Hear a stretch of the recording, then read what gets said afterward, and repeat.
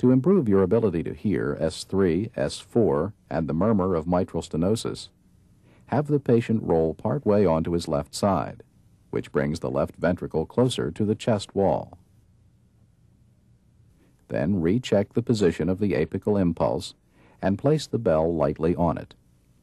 If the patient had an audible S3, it would sound like this.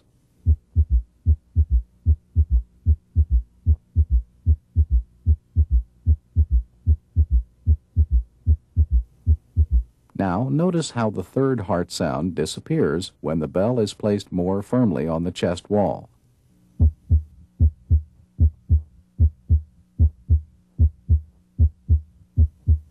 Listen again with light pressure.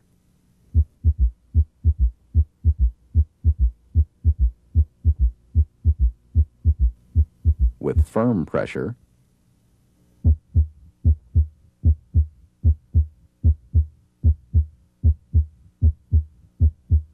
And once again with light pressure.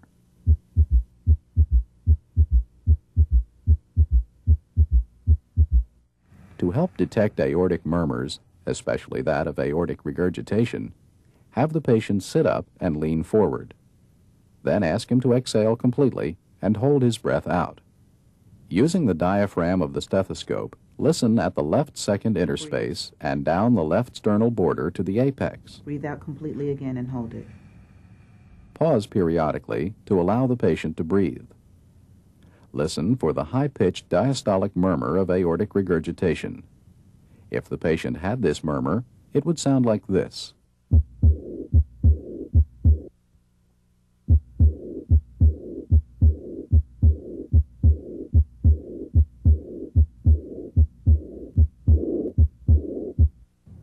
You may breathe.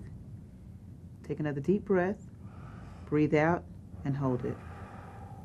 Heart murmurs can be distinguished from heart sounds by their longer duration. Diastolic murmurs, like this one, usually indicate heart disease.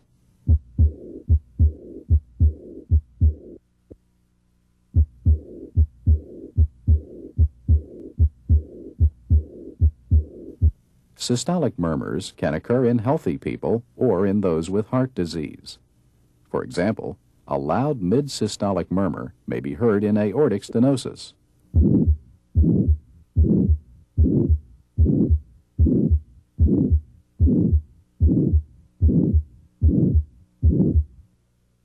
If you hear such a loud murmur, palpate the area with the ball of your hand. Palpable vibrations associated with a heart murmur are called a thrill.